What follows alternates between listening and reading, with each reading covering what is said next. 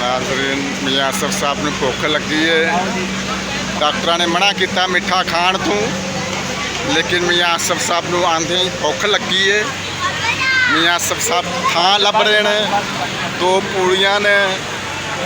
मियाँ साहब थां लभेंदे पे ने।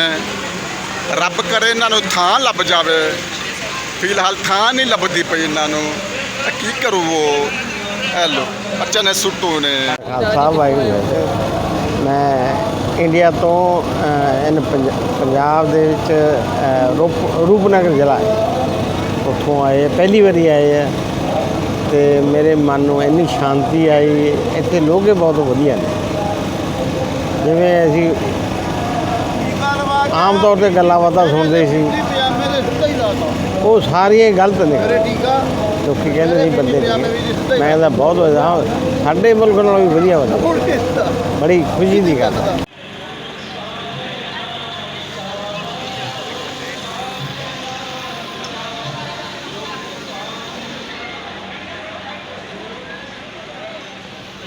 इस स्थान पर साहिब श्री गुरु अर्जन देव जी ने समय के मुताबिक सतगुरां दे उस महान शहादत को प्रणाम करदे होया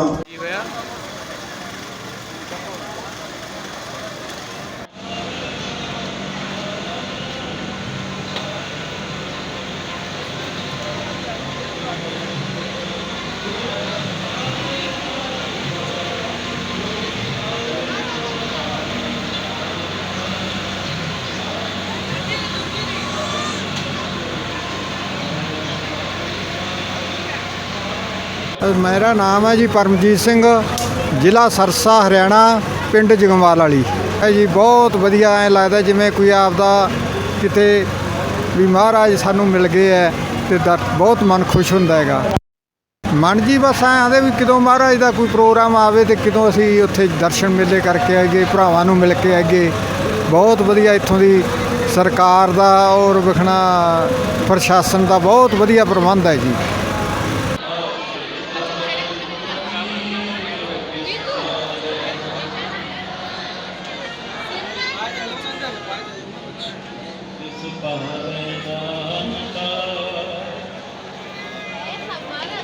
गुर रसना अमृत बोलती, हर नाम सुहावी। गुर रसना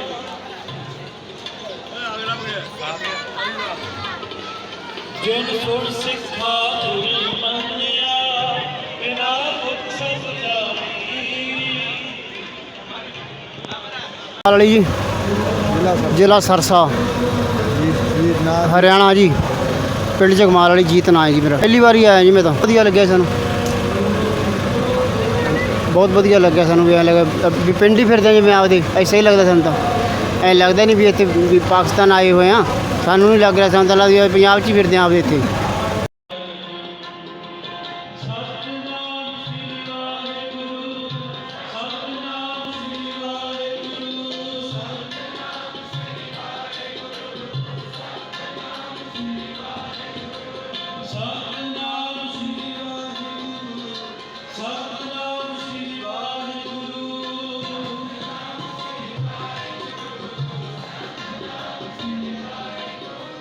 वाहिगुरु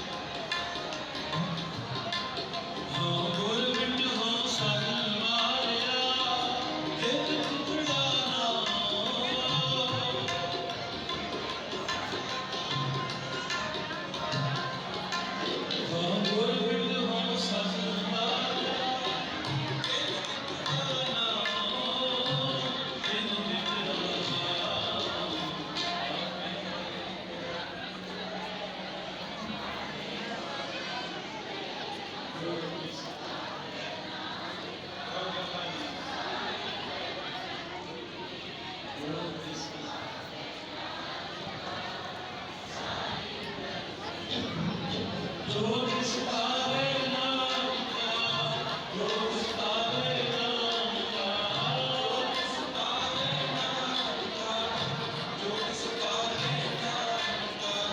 जो